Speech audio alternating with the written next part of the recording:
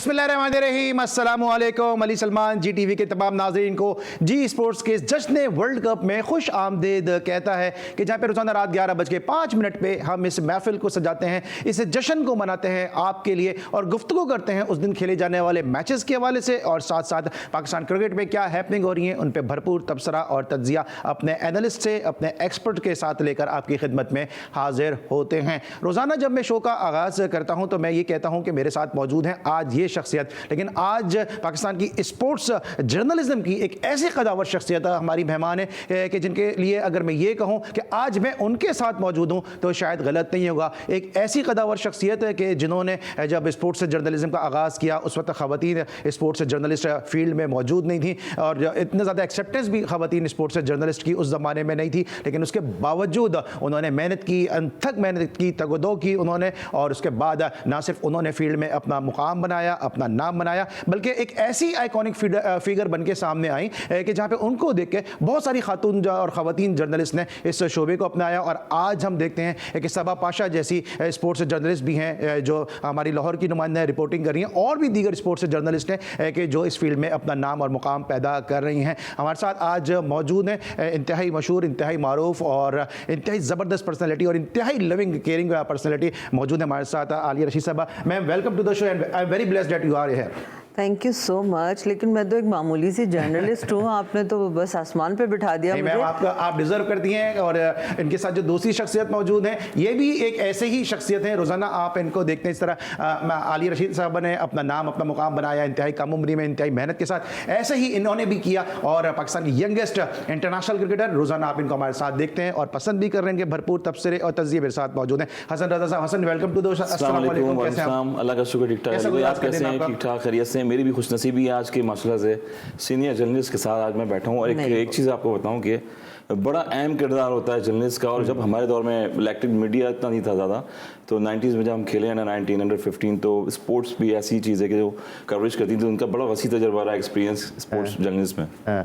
और ऑलराइट, बिल्कुल हसन रज़ा ने सही कहा कि स्पोर्ट्स जर्नलिस्ट का बड़ा किरदार रहा, क्योंकि ये वो लोग थे उस वक्त ना कोई क्रिकेट की वेबसाइट मौजूद थी, ना इतनी कंप्यूटर तक रसाई थी, ना स्मार्टफोन थे। ग्राउंड में जाके स्कोर कार्ड गैदर करना, फिर उसको पहुँचाना अपने अपने अखबारात में, अपने अपने स्टेशन के अंदर पहुँचाना, फिर उसके बाद खिलाड़ियों का परफॉर्मेंस को हाईलाइट करना। इसकी वजह से हसन रज़ा और डोमेस्टिक के बहुत सारे ऐसे प्लेयर हैं कि जो इनके कलम के ज़रिए, इनके माइक के ज़रिए जो है वो फिर उभर के सामने आए। गुफ्तगू करेंगे जनाब इनके हवाले से भी, साथ साथ पाकिस्तान जी ये टीम पहले ही जो है वो सेमीफाइनल तक रसाई हासिल कर चुकी है और आज इंग्लैंड ने जिस तरह से श्रीलंका की टीम को शिकस्त दी तो दूसरी टीम बन गई है कि जिसने सेमीफाइनल तक रसाई हासिल की।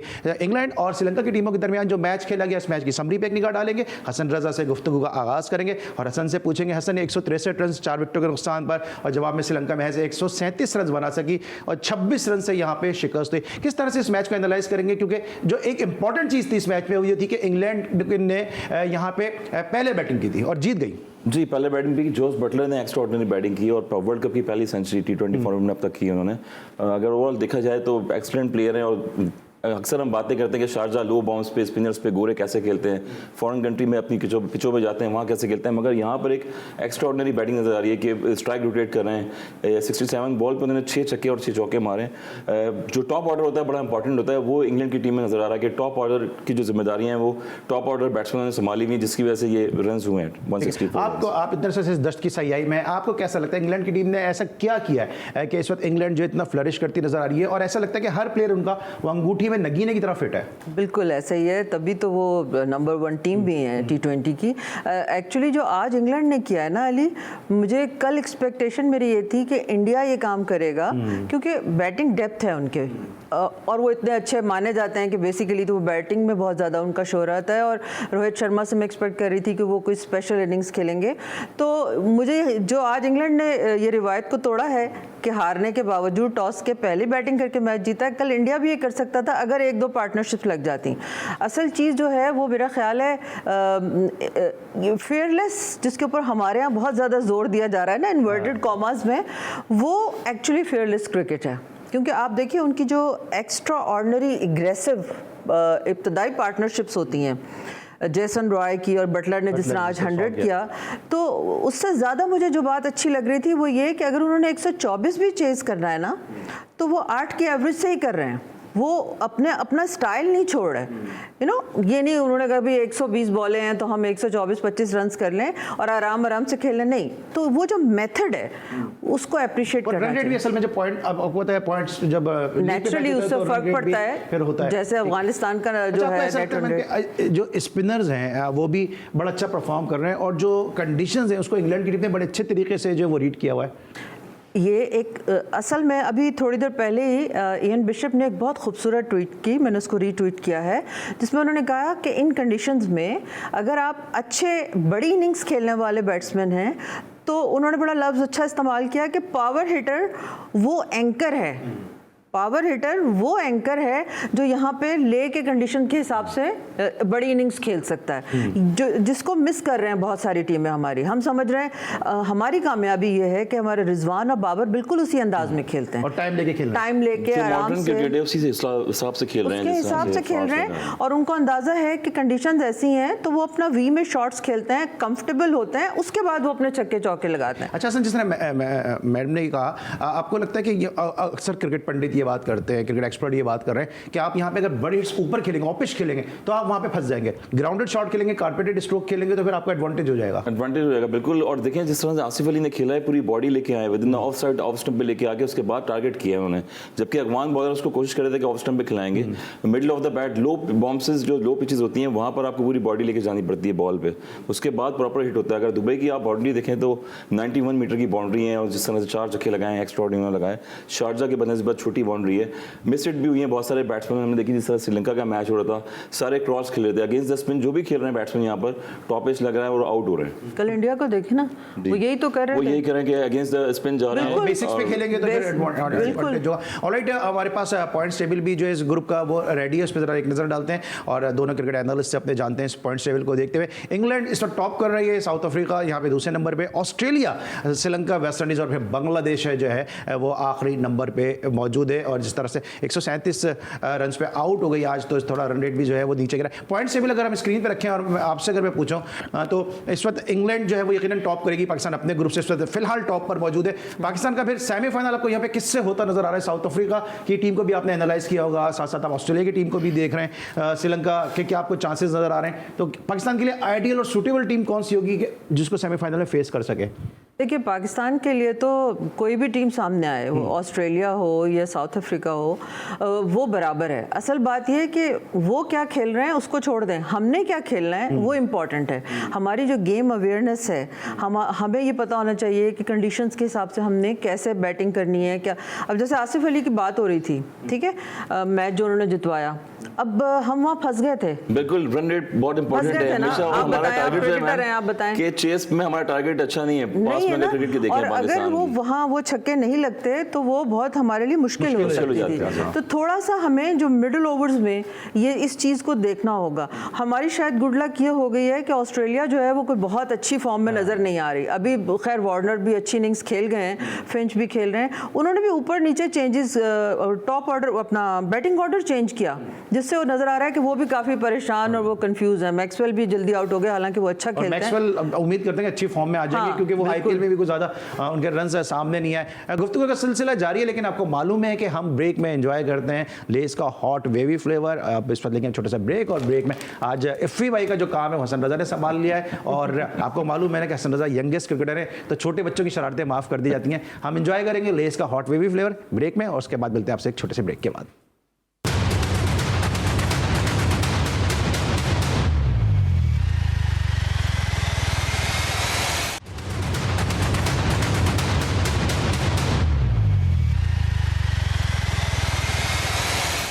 Welcome back after the break. और ब्रेक में हमने एंजॉय किया लेस का हॉट वेवी फ्लेवर। लेकिन आपको मालूम है कि कल पाकिस्तान की टीम अपना अगला मैच खेलने जा रही है नमीबिया के खिलाफ, और पाकिस्तान और नमीबिया की टीमों के दरमियान अब तक T20 की सतह पे तो कोई मैच एक दूसरे के साथ नहीं हुआ। लेकिन 2003 के वर्ल्ड कप में पाकिस्तान की टीम ने नमीबिया के खिलाफ मैच खेला, और उस मैच में पाकिस्तान ने कामयाबी हासिल की, और पाकिस्तान की जानिब से जो लेजेंडरी फास्ट बॉलर हैं वसीम अकरम, वो उस मैच के मैन ऑफ द मैच करार पाए थे। और अभी हम नमीबिया की बात कर रहे हैं तो मुझे याद आया कि जो नमीबिया के उस दौर में 2003 में जो कोच थे डॉगी ब्राउन, कल उनकी बर्थडे थी और डॉगी ब्राउन वो प्लेयर हैं कि अमूमन प्लेयर रिटायर होने के बाद जो है वो कोचिंग में आते हैं। डॉगी ब्राउन पहले इंग्लैंड के लिए खेले, फिर नमीबिया के लिए खेले और उसके बाद फिर जाके वो स्कॉटलैंड के लिए खेलते हमें नजर आए। तो ये भी एक यूनिक जो एग्जाम्पल है डॉगी ब्राउन के हवाले से और नमीबिया के हवाले से। नमीबिया के जो हेड टू हेड और स्टैट्स हम देखेंगे, लेकिन आपको मालूम है कि हमारे ये सेगमेंट होता है जहाँ पे मोहसिन मेहदी हमारे मुंतजिर होते हैं, कुछ अच्छा हो जाए कुछ मीठा हो जाए। इतनी देर में कि मोहसिन मेहदी आपको स्टैट्स होता है, हम एंजॉय करेंगे डेयरी मिल्क का और उसकी चॉकलेट,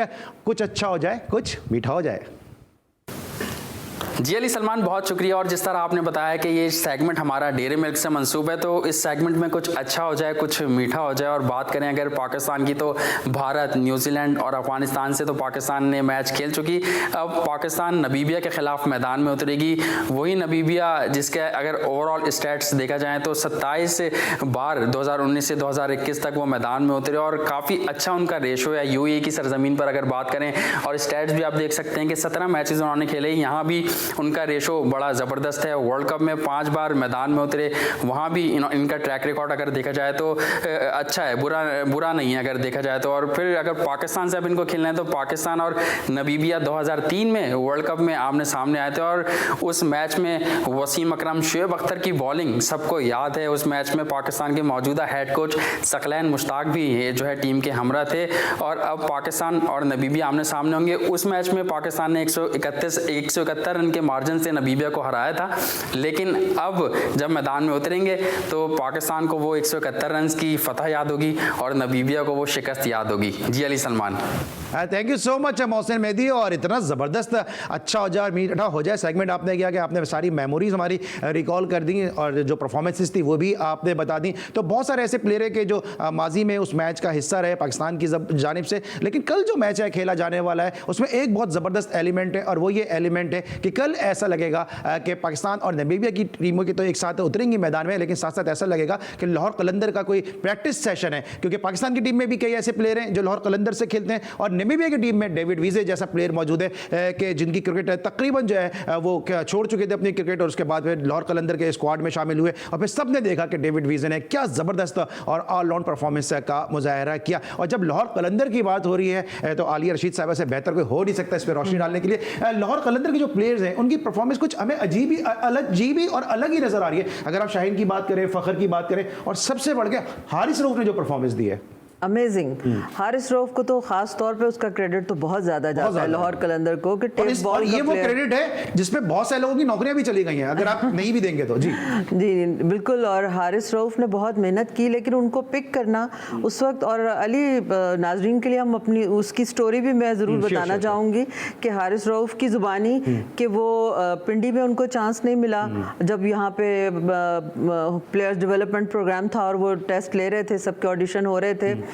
उसके बाद वो कहते हैं गुजरांवाला गए, रातों रात वो वहाँ पहुँचे, वहाँ भी गेट बंद हो गया और ये दीवार फलांग के पीछे से गए और उसके बाद आकिब को जाके तरले किए कि प्लीज़ आप मुझे 1-2 ओवर दे के देख लें। और फिर वहाँ से आकिब जावेद ने इनको पिक किया। तो ये 100% प्योर कह सकते हैं कि ये लाहौर कलंदर का कंट्रीब्यूशन है, एक नेशनल टीम को एक ऐसा प्लेयर देना जिसकी स्पीड भी बहुत है और जो माशाल्लाह विकेटें भी आपको लेके दे रहा है। और उसके अलावा शाहीन को कोई उस वक्त खेला था लेकिन उसको कोई जानता नहीं था उस वक्त जब सबसे पहले लाहौर कलंदर ने उसको पिक किया। फखर पहले खेले हुए थे, आपको पता है, डोमेस्टिक में, लेकिन उस वक्त उनको भी कोई नहीं जानता था। और ये जो फखर जमान अब बने हैं इसमें बहुत बड़ा किरदार लाहौर एक चीज ऐड करूंगा कि सर एक मिनट में आता हूं। समीन राना समीन साहब ने मुझे ज्वाइन किया और लाहौर कलंदर की बात और इनका तस्करा होना ऐसा मुमकिन हो नहीं सकता। मैं बड़ी तफसील से बता रही थी, मैंने इसलिए इंटरप्ट नहीं किया क्योंकि मुझे अपनी कुर्सी अजीज है कि अगर मैं हारिस रऊफ का तस्करा बीच में अगर इंटरप्ट कर दूंगा तो बहुत मसाइल फिर पैदा हो जाते हैं। मेरे साथ राना समीन साहब मौजूद हैं। अस्सलाम वालेकुम समीन भाई।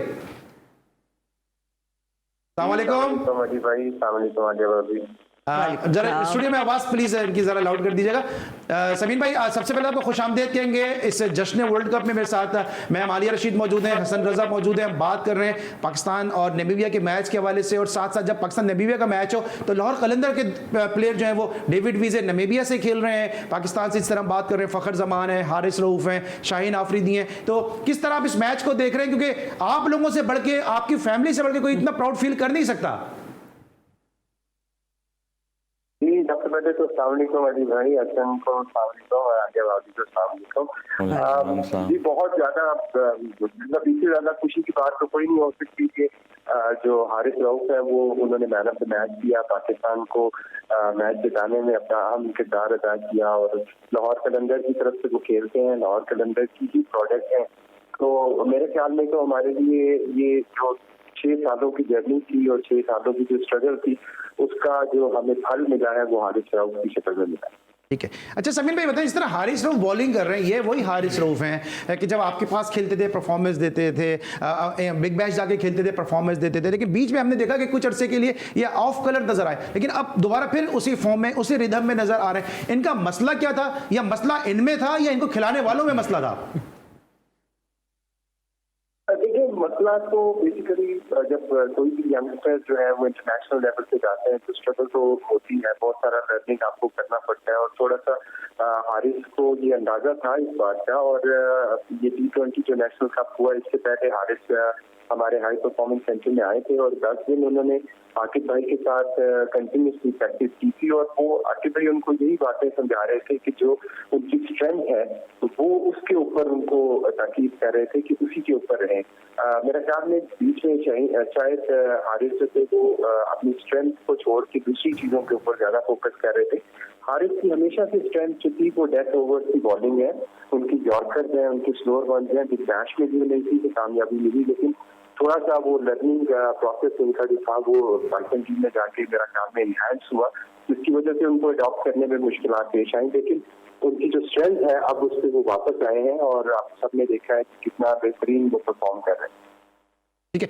शाहीन भी बड़ी उम्दा परफॉर्मेंस का मुजाहरा कर रहे हैं और शाहीन के लिए जब मैं गुज़िश्ता शोज़ कर रहा था मैं बात कर रहा था कि 61-62 मैचेस जो उन्होंने T20 के खेले उसमें उन्होंने करीबन कोई 20-22 मरतबा ऐसा हुआ कि पहले ओवर में विकेट हासिल की। तो ये जो उनकी एक रेपुटेशन बनती जा रही है इस हवाले से क्या कहेंगे? और क्योंकि शाहीन तो वो प्लेयर हैं कि उनसे जब परफॉर्म नहीं हो रहा था तो वो तो आपको पैसे वापस करने के लिए आ गए थे कि मुझसे परफॉर्मेंस नहीं हो रही। जी बिल्कुल, शाहीन की तो जर्नी हमारे सामने ही है और जब वो 17 साल के आए थे मुझे वो भी दिन याद है और जब उन्होंने चेक वापस किया था वो भी मुझे दिन याद है।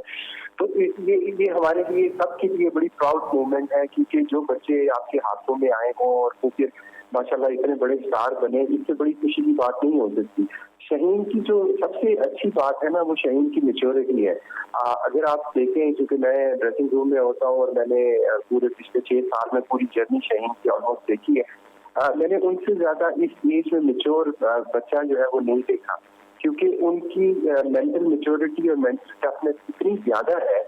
आपको याद होगा पिछले सीजन में उनका अंगूठा टूट गया था और उस अंगूठा टूटने के बावजूद वो खेलते रहे और उन्होंने जिस तरह से उनकी जो मैच की या क्रिकेट को लेके उनकी अप्रोच है वो रिमार्केबल है और बहुत बड़े बड़े प्लेयर्स में उतनी मैच्योरिटी नहीं होती जितनी शाहीन शाह अफरीदी में माशाल्लाह है।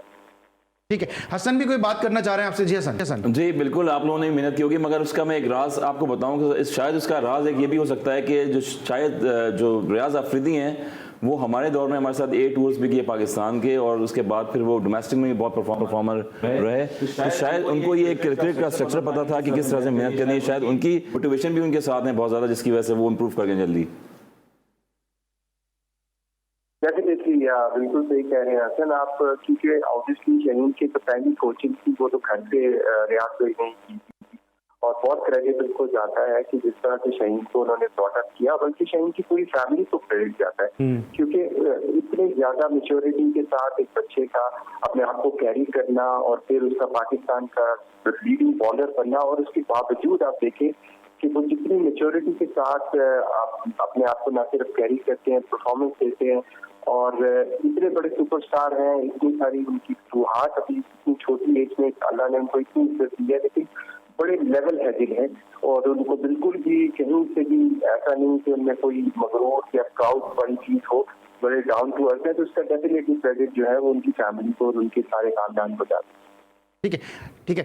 Thank you so much. लेकिन जाने से पहले ये बताएगा कि कल के वीजे के लिए कुछ आपकी नए ख्वाहिशात हैं, क्योंकि ठीक है तो वो कलंदर ही लेकिन खेल रहे नेमीबिया से हैं।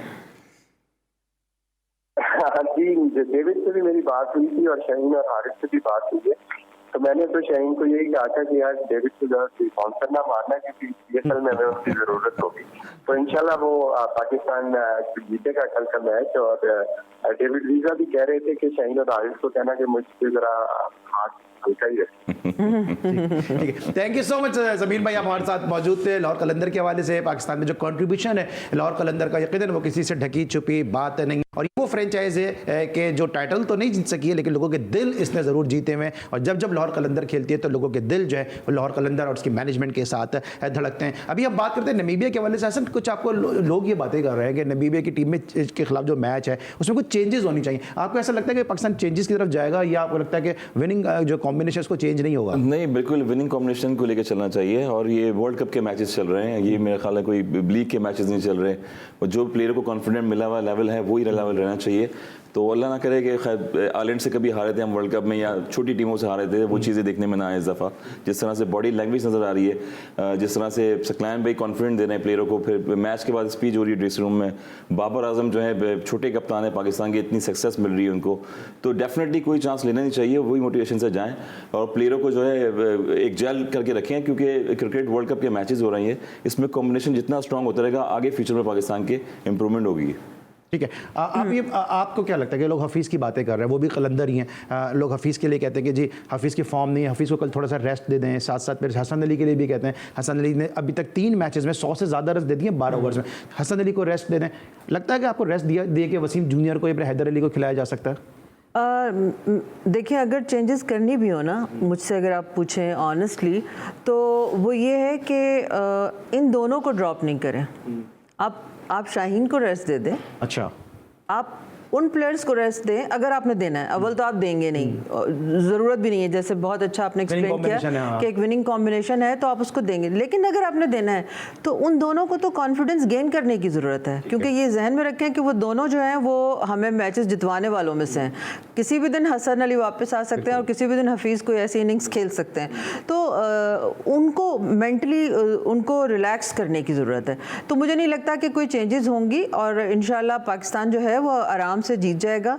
जो नमीबिया के जो बैट्समैन हैं, एरेस्मस जो कप्तान है उनके, वो बहुत अच्छे हैं। वीज़े के साथ साथ उनकी परफॉर्मेंस भी बहुत अच्छी है जो यहाँ तक वो लेके आए हैं। तो आई एम श्योर कि कल अच्छा मैच होगा, अच्छी क्रिकेट जो है वो देखने को मिलेगी। और बल्कि अली आईसीसी को भी हमें तारीफ करनी चाहिए, क्योंकि ये जो टीमें एसोसिएट्स टीमें जो नजर आई हैं, जितना हमने उनका गेम देखा है, मजा आ रहा है उनको देखने में, बहुत इंप्रूव हुआ है। ओमान की टीमें हैं और जी, इस पे आते हैं, जरा से लोगों की राय भी हम सुनना चाहेंगे, लेकिन क्विकली जाते जाते ब्रेक पे जाना है कि हफीज का प्रॉब्लम क्या है, थोड़ी जल्दी कर रहे हैं फिर स्ट्रोक खेलने में? ऑब्वियसली मैंने बताया कि लो बाउंसेस पिचेस हैं यहाँ पर, और ब्रेक हो रहा है, स्पिन हो रहा है। अगेंस्ट द स्पिन जब आप खेलने जा रहे हैं तो लंबे शॉट्स नहीं लग रहे हैं आपके। ठीक है, बॉल मिडिल में आके अगर खेलें, बॉडी पूरी लेके आए तो डेफिनेटली वो शॉट लग रहे हैं मिड ऑन पे, मिड ऑफ पे।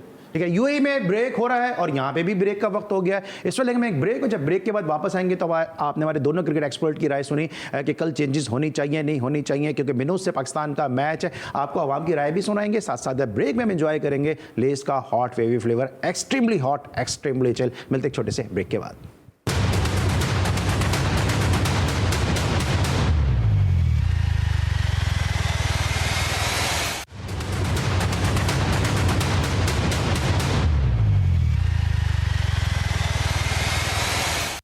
Welcome back after the break. और ब्रेक पर जाने से पहले हम बात करते हैं पाकिस्तान और नामीबिया की टीमों के दरमियान कल खेले जाने वाले मैच के हवाले से। हमारे दोनों cricket expert ma'am Alia Rashid और साथ साथ हसन रज़ा ने अपने ख्यालात का इजहार किया कल के मैच के हवाले से, लेकिन अवाम की इस हवाले से क्या राय, आइए वो सुनते हैं।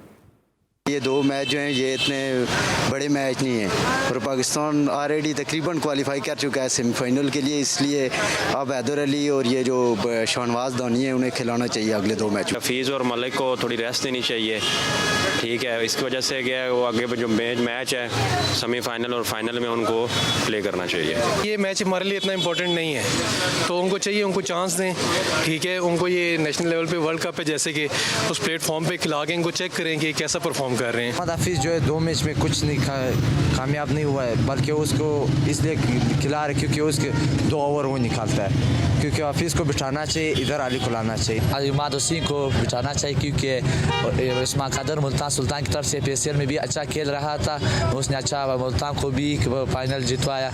अभी उस्मान कादर को लेना चाहिए। एज अ स्पोर्ट्समैन देखें तो आपको कोई भी टीम को हल्का नहीं लेना चाहिए, और बेसिकली नामीबिया के प्लेयर्स भी आखिर इंसान हैं, तो लेकिन ये एक अपॉर्चुनिटी हो सकती है उन प्लेयर्स के लिए जिनको अभी तक आपने चांस नहीं दिया, क्योंकि बज़ाहिर ये अफगानिस्तान से इतनी अच्छी टीम नहीं है। जी नाज़रीन, आपने कराची से खैबर तक लोगों की राय सुनी कि किस तरह लोग पाकिस्तान को इस टूर्नामेंट में देख रहे हैं। नमीबिया और पाकिस्तान के मैच को भी लोग बड़े जोशो खरोश से उसका इंतज़ार कर रहे हैं, लेकिन पाकिस्तान ने जिस जोशो खरोश का मुजाहरा इंडिया के खिलाफ किया उसकी बाज़गश्त आज तक सुनी जा रही है। पहले मामला सिर्फ शामी तक महदूद था और उसके बाद अब फिर कोहली के ऊपर भी जो है वो इल्ज़ामात लगने शुरू हो गए, साथ साथ रवि शास्त्री जो हैं उनके हवाले से भी बातें शुरू हो गई। और तो और जो इंडिया के चैंपियन कैप्टन है जो इस वक्त मेंटोर के तौर पे मौजूद है, धोनी, उनकी मौजूदगी पे भी सवालात उठने लगे हैं। हसन से ज़रा पूछते हैं, हसन ये बताइएगा कि जो इस वक्त कोहली के साथ हो रहा है, जितनी उनकी सर्विसेज हैं, जितनी उनकी परफॉर्मेंसेज हैं, आपको लगता है महज एक टूर्नामेंट है, महज एक इवेंट है, आगे भी क्रिकेट है, आगे भी इवेंट्स हैं, तो अपने स्टार्स की इस तरह से डिसरिस्पेक्ट करना चाहे यहाँ हो चाहे वहाँ हो? देखिए, एग्रेशन तो रहता है क्रिकेट में और दोनों ममालिक जिस तरह से पॉलिटिकली जो है एक डिबेट भी चल रही है काफ़ी वहाँ पर, मगर क्रिकेट जो है वो अटैक थ्रू आउट जो है पाकिस्तान ने किया इंडिया पे। जब बॉलिंग अटैक अगर बात करें हम, तो डेफिनेटली मेंटोर हैं। पास में भी आपने देखा होगा कैफ को जो है घरों के शीशे तोड़े गए, उसके बाद अजहरुद्दीन थे, वो भी हैदराबाद से ताल्लुक़ रखते हैं, वहाँ पर भी उन पर हमले हुए। तो शायद अगर ये दूसरी टीम होती है, हमारी टीम होती, तो हमारे साथ भी पास में पाकिस्तान में ऐसे प्लेयरों पर डिबेट चलती रही हैं और ऐसे लोगों ने जो है हंगामा रही भी की है बहुत। यही वजह होती है कि फिर लोग जो थोड़े से जब क्रिकेट खेल रहे होते हैं या क्रिकेट छोड़ने के बाद फिर पुरसुकून शहर में शिफ्ट हो जाते हैं। जी, पुरसुकून हो जाते हैं, मगर वो लोगों से बच नहीं सकते हैं, लोगों से चाहे जितने दूर चले जाएं, क्योंकि वो आइकॉन होते हैं लोगों के। हसन रजा शिफ्ट हो गए कराची से, मैं इसलिए ये बात कर रहा हूँ, जिनको नहीं पता उनको बता दूं, आपको तो पता नहीं शिफ्ट हो गए। जी जी बिल्कुल, ठीक है, मेरे शहर से हैं। जी, बहरहाल ये हार जीत होती है और क्रिकेट और बैट की लड़ाई है। वर्ल्ड कप है, पूरी दुनिया फोकस होती है। अफगानिस्तान की टीम देखें जिस तरह से खेल रही है, और उनकी भी लड़ाई हमने देखी पास में वर्ल्ड कप में, इंग्लैंड में देखें अगर वो पुरानी, मगर आपके आइकॉन हैं, आपके स्टार्स हैं, चाहे पाकिस्तान के हों, चाहे इंडिया के हों, चाहे इंग्लैंड के हों, हार जीत गेम में लगी रहती है, मगर स्पोर्ट्समैन स्पिरिट होनी चाहिए ऐसे। आप इतने से कवर कर रही हैं क्रिकेट, आप किस तरह देख रही हैं कि अगर हम सिर्फ पाकिस्तान की बात नहीं करें कि लोगों का जो टॉलरेंस लेवल है वो आपको लगता है कि कम होता चला जा रहा है? सोशल मीडिया का बहुत बड़ा किरदार है इसके अंदर, क्योंकि देखिए पहले जब इलेक्ट्रॉनिक मीडिया नहीं था, सोशल मीडिया नहीं था, यानी टीवी पे इतने स्पोर्ट्स के प्रोग्राम तो नहीं होते थे ना पहले, तो सिर्फ अखबार होते थे और या टीवी पे मैचेस लोग देखते थे, उसके अलावा इतना नहीं था। तो लोगों के मिजाज में इतनी गर्मी भी नहीं थी, और जो रिएक्शनरी हम लोग हुए हुए हैं, चाहे वो पाकिस्तान की कौम हो या इंडिया की हो, वो बहुत क्विकली अब चाहते हैं कि नताइज मिलें, और फिर वो ये भी चाहते हैं कि अगर हमने ये लिख दिया है कि फ़लाँ प्लेयर नहीं होना चाहिए तो बस फिर वो नहीं होना चाहिए, और फ़लाँ होना चाहिए तो फिर वो पीछे पड़ जाएंगे कि क्यों नहीं होना चाहिए। और ख़ास तौर पे आपने इंडिया का जिक्र किया, जहाँ जिस तरह से वहाँ पे हो रहा है वो ओवर रिएक्ट कर रहे हैं, क्योंकि बहरहाल एक टूर्नामेंट है, पाकिस्तान भी हारता रहा है, मगर हमने अपने प्लेयर्स के साथ इस तरह कभी नहीं किया जिस तरह से वो कर रहे हैं, उनका मीडिया कर रहा है, वो एक्स्ट्रा स्ट्रेस डाल रहे हैं उनके ऊपर, which is very bad actually. उनको ये अगर आप यकीन कीजिए, मैं दावे से कह सकती हूँ कि ये जो 6-7 दिन वो नहीं खेले, अगर उनको सपोर्ट किया जाता तो उनकी बॉडी लैंग्वेज इंडिया की बहुत मुख्तलिफ होती, जो अब थी। बिल्कुल कॉन्फिडेंस गेन करते हैं कि हमारी कौम हमारे पीछे है, कि कोई बात नहीं, मगर वहाँ तो ये जो हाल था वो आपने देखा ही है। इसलिए बहुत ओवर रिएक्ट नहीं करना चाहिए, गेम को गेम की स्पिरिट के अंदर रहते हैं। आपने इंडिया पाकिस्तान को इंडिया का कंपैरिजन किया, अब ये बताइए कि अगर खुदा न खास्ता पाकिस्तान अगर इंडिया से हार जाता तो क्या मोर और लेस सिमिलर ऐसी ही सिचुएशन हमारे साथ भी होती? क्योंकि इंडिया दोनों के लिए बड़ा नर्व्स का गेम था, ये दोनों के लिए था, और आपने देखा है कि आईसीसी में हम उनसे हारते ही रहे हैं, कहाँ जीते हैं हम सिर्फ चैंपियंस ट्रॉफी में उनसे जीते हैं ना। तो हमें आदत भी हो गई है, और कुछ थोड़े से हम जो है वो अपने खिलाड़ियों से मोहब्बत भी बहुत करते हैं, कुछ हमारी थोड़ी सी सोशल वैल्यूज़ भी ऐसी हैं कि हम लोग ये नहीं करते कि पत्थर मारने चले जाएं या टीवी उठा के तोड़ दें, या प्लेयर्स को कहते हैं लोग, बहुत सारे मनफी जहन वाले लोग जो हैं वो सोशल मीडिया पर अपनी जहनियत का मुजाहरा करते हैं, अपने तरबियत का मुजाहरा करते हैं, लेकिन जनरली पाकिस्तानी कौम मोहब्बत करने वाली कौम है, वो माफ़ भी कर देती है, और मेरा नहीं ख्याल कि इतना बुरा हमारा रिएक्शन होता जितना इंडिया के मीडिया और लोगों ने किया। अच्छा हसन, जिस तरह मैम भी बात कर रही हैं, अभी इंडिया में भी एक रिएक्शन सामने आया, आप आईसीएल खेलने के लिए गए और उसके बिल्कुल पैरेलल शुरू हो गई फिर आईपीएल। अब आईपीएल को लोग ब्लेम करने लगे इंडिया में कि बहुत ज़्यादा फटीग इससे हो जाती है और आईपीएल को फिर बैन कर देना चाहिए, और जो जितनी भी स्किल्स है या जितना भी अपने परफॉर्मेंस है वो आईपीएल में लोग प्लेयर ज़्यादा शो करते हैं, इंडिया के लिए शायद इतना अच्छा नहीं खेलते। डेफिनेटली जितना गुड़ डालेंगे उतना मीठा होगा और यही चीज़ें वहाँ पर हैं कि वो रिएक्शन उनका नज़र आ गया, वो चीज़ नज़र आ गई। वर्ल्ड कप इवन चाहे वर्ल्ड कप होता है या एशिया कप हो, कोई भी हो, वो एक बहुत बड़ा एक इवेंट होता है और कंट्री के लिए जब आप खेल रहे हो तो एक डिफरेंट फीलिंग होती है, डिफरेंट चीज़ होती है। मगर लीग जितनी खेल रहे हैं और लीग में थोड़ा सा मैं कहता हूँ कि फ्रैंकली होकर खेल रहे होते हैं। अगर मैं वेस्ट इंडीज़ की बात करूँ कि वर्ल्ड क्लास के टॉप प्लेयर हैं और वो 55 रन पे आउट हुए हैं बिकॉज ऑफ के हेक्टिक हो गए हैं, कैरेबियन लीग खेल रहे हैं, उसके बाद ऐसी लो पिचेस पे वो खेल रहे हैं। एक भी प्लेयर मैंने देखा नहीं कि कोई स्टडी करके खेल रहा हो, जैसे रिजवान खेल रहे हैं, जैसे शुएब मलिक रनिंग कर रहे हैं, वो फिजिकल, वो मेंटल फिटनेस लेवल, वो चीज़ नजर नहीं आ रही वापस। तो ये चीज़ है। और अच्छा, आपने टॉलरेंस लेवल की बात की, आप इतने से क्रिकेट कवर कर रही हैं, लेकिन अब आपको ऐसा लगता है कि लोगों की तो आपने बात की है, प्लेयर्स में भी टॉलरेंस लेवल कम हो गया। आप जैसे सीनियर स्पोर्ट्स जर्नलिस्ट जब कोई एक ट्वीट करती हैं तो जो रिएक्शन सामने आता है, आपने तरबियत की भी बात की और आपने अपने ट्वीट में लिखा भी है तरबियत का, ये ऐसा होना चाहिए। कभी सरफराज आपके ऊपर कुछ कह देते हैं, कभी शर्जील कह देते हैं और जो उनके कोच हैं वो आपको आपा करके बात करते हैं। देखिए, ये हर एक की अपनी एक इंडिविजुअल सोच का फ़र्क होता है और जर्नलिस्ट जो होता है ना, उसका काम ये होता है कि वो ईमानदारी से बात करे। ठीक है, मैंने जिस चीज़ पर वो किया था, जो एक रन आउट था जो मैंने देखा था, और वो ऐसा रन आउट था कि सामने वो खुद खड़े हैं, अगर आपने भी देखा हो, और बॉल उन्हीं के एंड पे आ रही है और वो देख रहे हैं बॉल को, और उसके बावजूद वो रन आउट हो जाएं, तो ऑब्वियसली एक हमें जितनी मोहब्बत है, इश्क है बल्कि क्रिकेट से, तो आप उसी रिएक्शन में वो एक चीज़ ज़रूर समझने की है, हम जर्नलिस्ट हैं, हम भी इंसान हैं, और जो सोशल मीडिया है उसकी क्रेडिबिलिटी इसीलिए ज़्यादा नहीं मानी जाती क्योंकि वहाँ आप हर तरह के इज़हार राय की आज़ादी होती है। आप मजाक भी करते हैं, हल्के फुल्के स्टाइल में तंज भी करते हैं, एक दूसरे को लगाते भी हैं, आपको पता है मेरे हम जर्नलिस्ट भी आपस में कर रहे होते हैं। तो ऐसा नहीं है कि उसमें कोई खुदा ना खास्ता फतवा किसी के खिलाफ जारी हो गया कि आप इतने सीरियस हो जाएं। हाँ, जब आप टेलीविजन पे बैठे होते हैं या अखबार में आप कोई आर्टिकल लिखते हैं तो उस पर ज़्यादा जिम्मेदारी का एहसास होना चाहिए। तो थोड़े हम टची भी हो गए और उनका कसूर नहीं है, मैं समझती हूँ उनका इसलिए कसूर नहीं है प्लेयर्स का कि पीछे से जो पब्लिक का रिएक्शन आता है उनके ऊपर, उसके रिटर्न में कह लीजिए वो रिटेलिएट करना ज़्यादा शुरू हो गए क्योंकि उनके पास डायरेक्ट फीडबैक अब पहुंच रही है जो पहले नहीं होती थी। यू नो, अब तो हर बंदा मुंह उठा के। अच्छा, आपको लगता है, अब क्विकली मैं 2-3 सवाल आपसे करना चाहूँगा सोशल मीडिया के हवाले से, आपकी विजडम का एक्सपीरियंस एडवांटेज लेते हुए। सोशल मीडिया पर ऐसा हो गया कि जिसके पास मोबाइल है वो रिपोर्टर भी है, वो एक्सपर्ट भी है, वो कमेंटेटर भी है, वो एनालिस्ट भी है, वो कोच भी है। कुछ तो ऐसे लोग हैं जिन्होंने गली मोहल्ले में, दूसरे मोहल्ले में कोई नहीं जानता होगा और वो बात करते हैं कि खुर्रम मंजूर का बैट तीसरे स्लिप से आ रहा है। तो आपको लगता है कि ये क्रिकेट की एक डिक्लाइन होने की एक वजह स्पोर्ट्स की ये भी एक है? डिक्लाइन नहीं मैं कह सकती, लेकिन मेरा ये ख्याल है कि हर आदमी को देखिए इजहार राय की आज़ादी तो है, और क्रिकेट चूंकि पूरे मुल्क में इतनी पसंद की जाती है, बाइंडिंग फोर्स है हमारी, तो उसमें लोगों को हक है कि वो कहें, लेकिन लोगों को ये हक नहीं है कि वो पर्सनल लेवल पे जाके किसी के चीथड़े उड़ाएं, किसी की बेइज्जती करें या फैमिली को हाँ टॉन्ट करें या लिमिट क्रॉस करें। आपकी एक इज्जत की एक रिस्पेक्टेबल बाउंड्रीज हमेशा होनी चाहिए, चाहे आप सोशल मीडिया पे हो, चाहे आप मेन मीडिया पे हो, और कभी भी किसी को जाती तौर पे हिट नहीं करना चाहिए इस तरह। अच्छा, कुछ लोग ये भी कहते हैं, मैंने माजी में भी देखा, कुछ लोग ये भी कहते हैं, बल्कि इसमें पुराने क्रिकेटर्स भी हैं, अब माशाल्लाह विमेंस क्रिकेटर बहुत ज्यादा सामने आ रही हैं, टेक्निकली बात भी करती हैं, लेकिन जब आप टेक्निकली बात करते हैं कुछ प्लेयर नाराज होते हैं, कहते हैं कि मुझे किचन संभालना चाहिए, टेक्निक पे नहीं आना चाहिए। अब वो इस पे मैं क्या कह सकती हूँ? नहीं, आप क्या समझती हैं वैसे? नहीं, देखिए बात ये है कि मैं क्रिकेट जर्नलिस्ट बन ही नहीं सकती थी जब तक मैं क्रिकेट को अंडरस्टैंड ना करती, उसकी टेक्निकलिटीज़ को अंडरस्टैंड ना करती, और मैं हमेशा ये कहती हूँ कि मैं एक मामूली स्टूडेंट ऑफ द गेम हूँ। ठीक है, मैं आज भी कोचेस के साथ जाके बैठ के काम करती हूँ, आज भी मैं अपना होमवर्क करती हूँ। ठीक है, आज भी होमवर्क करती हूँ। ये वो सवाल आते हैं जो मैम से मुझे पूछना बड़े जरूरी थे क्योंकि आप सब भी इंतजार करोगे मैं ये सवाल कब करता हूँ। Thank you so much ma'am, आप मेरे साथ मौजूद हैं, आपका बहुत बहुत शुक्रिया। नाज़रीन, हमारी आज की कोशिश और आपको मुझे उम्मीद है कि आपको पसंद आई होगी। इंशाल्लाह कल रात 11:05 पे एक दफ़ा फिर आपसे मुलाकात होगी। उस वक्त तक के लिए अली सलमान को पूरी प्रोडक्शन टीम के साथ इजाज़त दीजिए। अपना बहुत ख्याल रखिए। अल्लाह हाफ़िज़।